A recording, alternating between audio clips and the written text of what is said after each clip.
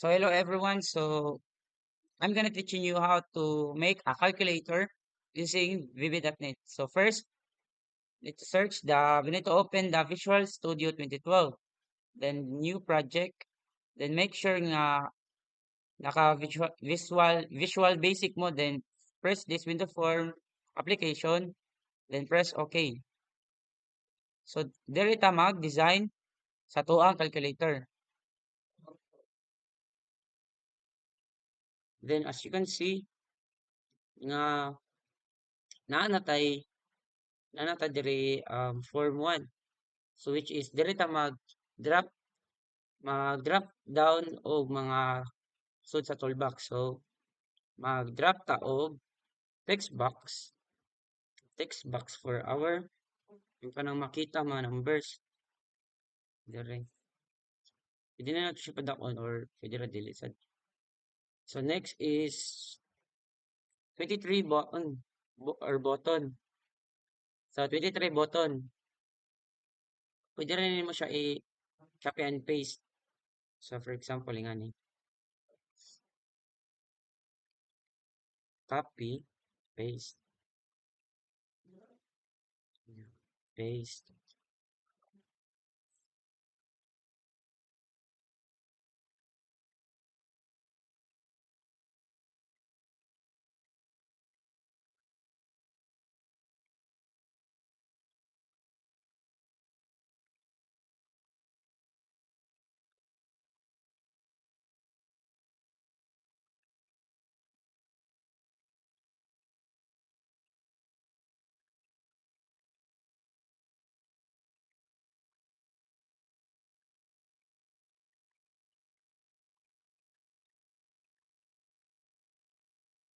Kaning button kay para ni siya sa mga numbers like 1 to 10 o sa mga operators.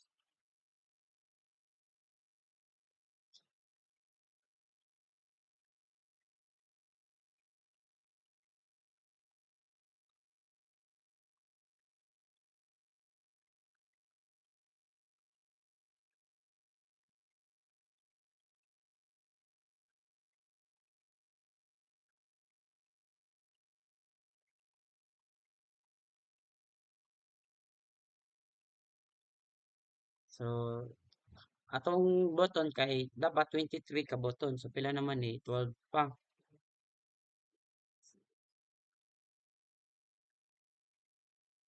13.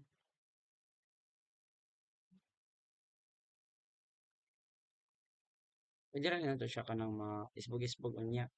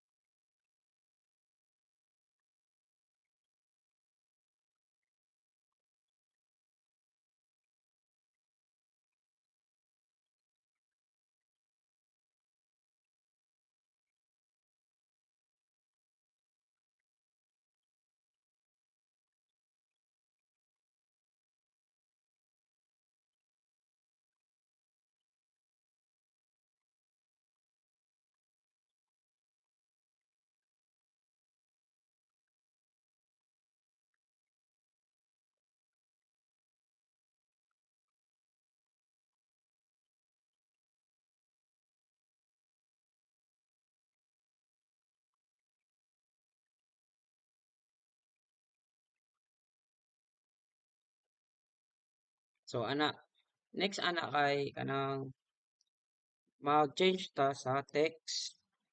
I-change na to ang text ani sa ato ang mga button. Select kay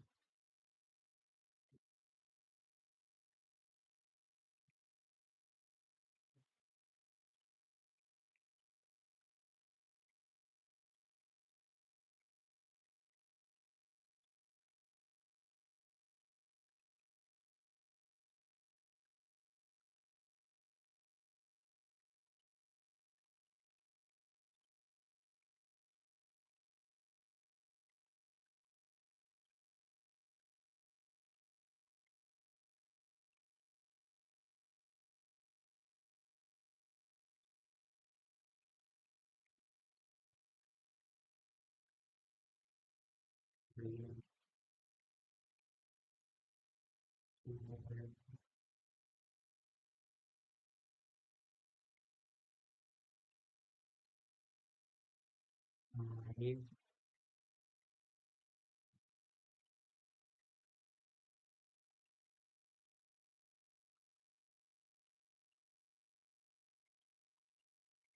six, seven,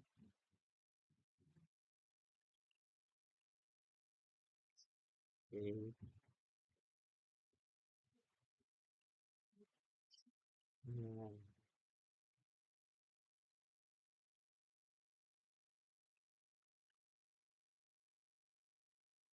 8, 9,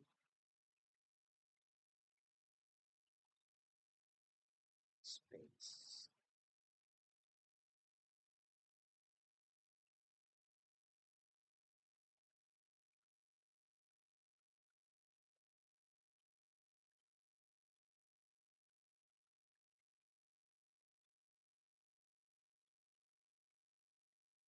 Space. Backspace here.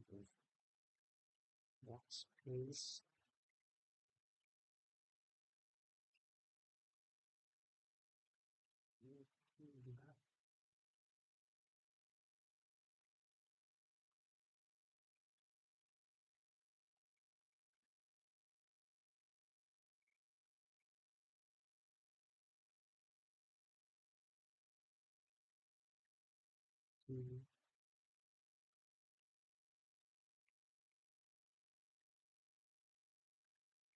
Off.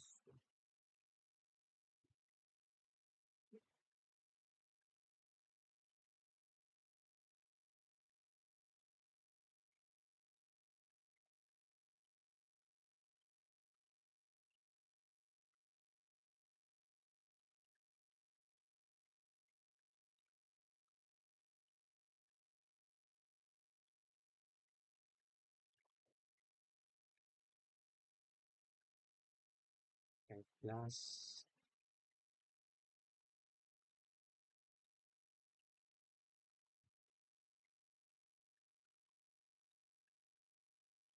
Plus, twice,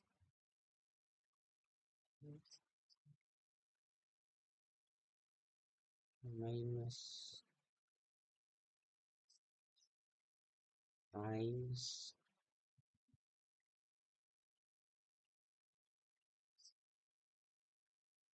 divide,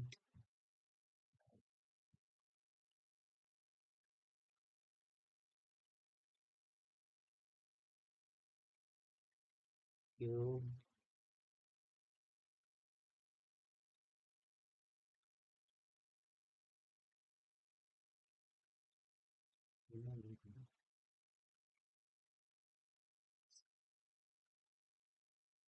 square root,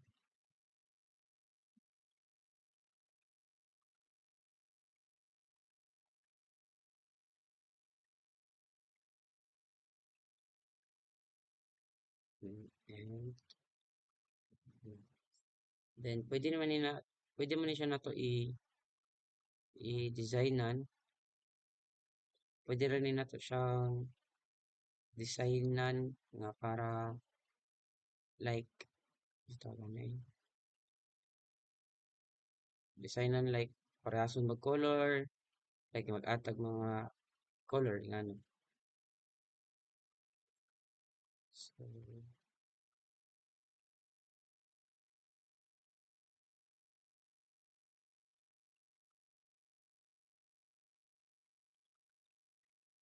backspace.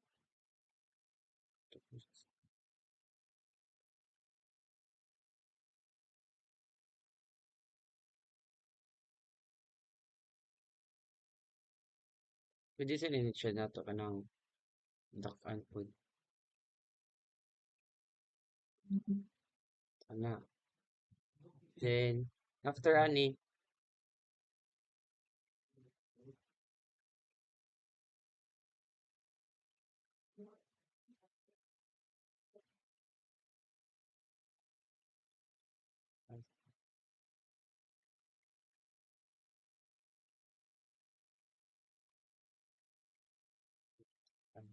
Ito siya adjust. Ano sa adjust?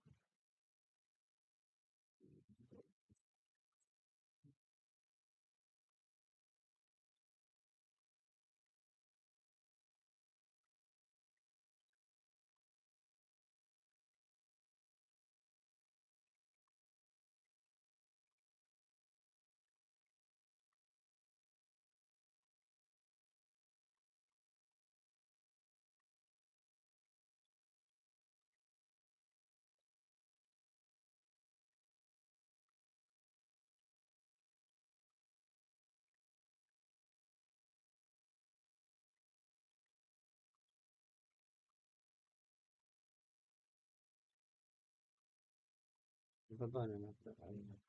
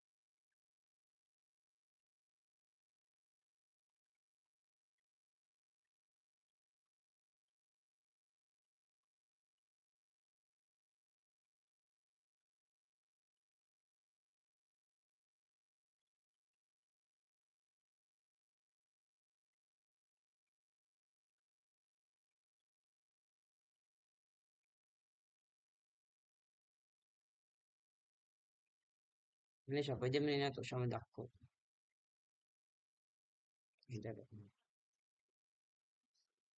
Dako na nato.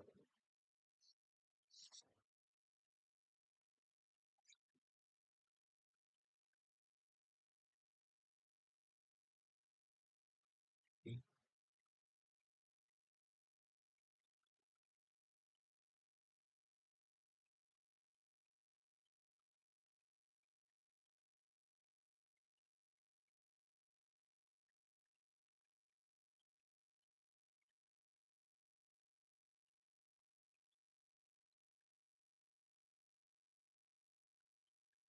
2, 5. Pwede. Nadako man ni siya ng ako. Then, pwede sa din nato siya o koloran. Pwede nila siya nato og koloran o kanang dire.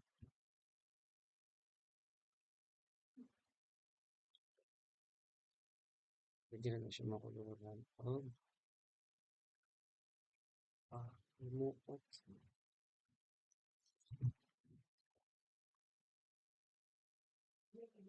Kani.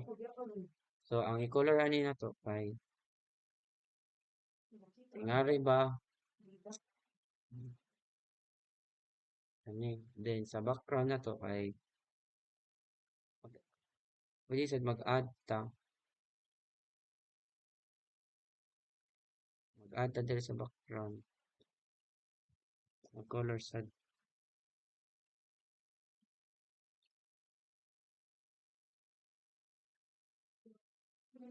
Sila na. So, ato rin na i-change ang kani siya. Change rin na nato siya. Change na.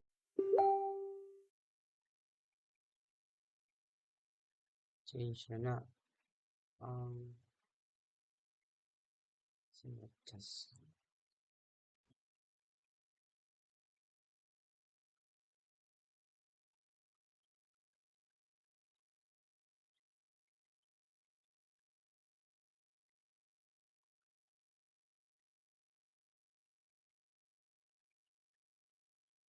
ano siya, ma-adjust ano siya kanang mapadako na to. So, ato rin na siya i-adjust niya. So na-adjust naman ako tanan. So the next is kanang magbutang tag mga code diri sa atong mga button.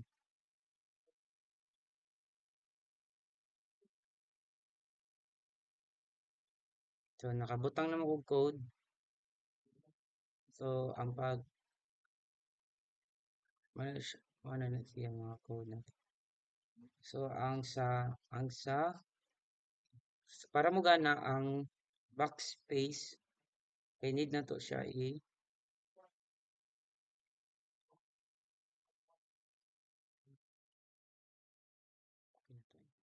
so um so nag-type na ko og mga code. So diri sa para makuha tong mga button sa number one katong one jud nga button kay gikuha na ko gi-call na ko nagbutang kog formula para i-call to ang mga input sa katong mga button. Then sa same sad sa mga numbers like 0, 1, 2, 3, 4, 5, 6, 7, 8, 9 ipang gibutangan ra to nako og mga um like ipang color nako then nagbutang sa kog mga formula for the add button. So sa dire sa this one asa tong add. So dire try di ang operand. So ang operand kay mo ni ang mga operands. Mo na mga operands. Then ang mga operators kay panganing plus, minus, multiplication, division, like cube, square root, and mga one half. So sa add button kay nag nagi ito gani gi like ang add kay gi kuha na nato o kaning value text input. So atong text input kay mo to atong mga ipang tawag sa other nga mga numbers. So same sad sa kaning sa square root. Sa square sa square root um sa square root kay nag-assign ta og mga variable sa value sa atong input box. Perform the square root gayon nagamit ta og system.mat. So ang kanang system.mat kay mao na ang atong function nga gigamit nato para matawag ang square root. So mag-display ta sa result. So magamit ta ni para mag-display ang result sa atong na input box. So para makabaw mo unsa ang input box, mao ni siya ang input box. Kana siya mo na ang ato ang input box. And then if asa na to ato ang addition. So the next is kanang para ma-clear ang mga decimals flag like gamit ra ta og kanang i-false ra na nato. And then sa ato ang button 23, so atong button 23 kay mag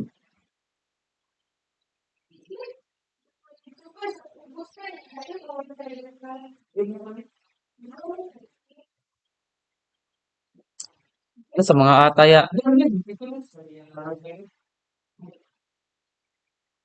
So sa button 23, so asa to dapat ang button 23? Balik 1, 2, 3. So sa button 23, nagamit ta og kanang switch case which is ang makuha na to ang result sa ato ang kani. So the next is the button 1. So kani siya kay para ni siya sa kanang um, so sa button 1 as you can see nagbutar ta dire o kanang nag-declare ta og dims kanang string as string. Then sa lock kay nag-declare sa ta og lock. So para ma-make sure ang text length kay magkuha ta og greater than, huh? Less greater than. So if text input that text that length greater than to 0, then makuha ang last character. So muna to gigamit para ma-remove ang last character then ma-increment siya by 1. So sa same ra sa kanang sa atong mga paggamit na to. So ang sa off kay para ma-off siya kay gigamit ra na to og text input at text. So design ra man na ang off like dili siya mo function na totally function, dili siya totally function jud. Then sa clear all kay ikapindot nimo sa clear kay ma-clear ang mga gipang input or mga gipang click nga button sa ato ang input box. Then sa same sad ni sa kato akong ipaswerte sa CMD1 or CMD1 1 to 9 mo na ako mga gipasabot. So let's proceed to divide. So sa divide nag sa divide nagbutang ta og operand minus val input dot text. So same ra gyapon sa katong ako mga gipangtabi sa another operators. Um sa multiplication giso gi like kuha pa ni nato gi copy ra ni nato ang sa divide same ra gyapon sa subtraction o sa the power of ana. So if oo ingato. So ang kat ang so if manang sa pangalan nagamit man ta og mga operators like minus, like addition, subtraction, multiplication, division, then other operators sad sa mga like sa square root, then itong 1/2, nga to. So para mo gana to sila, nagamit ta og switch case. So mao ni ang mga formula para para makuha to ang ato ang mga result. So mao ni ang mga formula nga atong gigamit. So i-try na to siya og paran if mugana ba siya. So nigana man siya. So for example, mag-add ta og 1 plus 1 is equals to 2. So nigana man siya, proceed ta sa multiplication. So ato siya ni siya i-clear. So ang isi na to. So na-clear man siya sakto ra ato ang code. Next is kanang division subtraction. So 1 minus 3 kay is equals to 2. So negative 2 sakto pero ito i-try na nato minus 1 kay 2 siya. So same ra sad na sa anang multiplication like 2 5 times 2 is equals to 10. I-clear sa na to. Then if kanang nasayop ka, pwede ra sa na to pang-remove, i-backspace ra na nato. So, ang next ta sa division or division ta like 10 divided by 2 is equals to 5. Sakto ra sad. So ato i-clear. So mag to the power na sa ta or for example mag cube ta 5 the power of 3 is equals to sakto. Then if mag square root sa ta ay 2 square root of ay dili 1 to 1 square root of 11 na. Then ang kaning sa half side like so sa square root mao na to ang pamaagi sa square root like 1 square root of 1 to 1 is 11. So the other operators like mugana ra na sila. So i-off na nato and Mo na ni ang ako ang code and the design. So thank you for watching for the tutorial of calculator using VB.NET.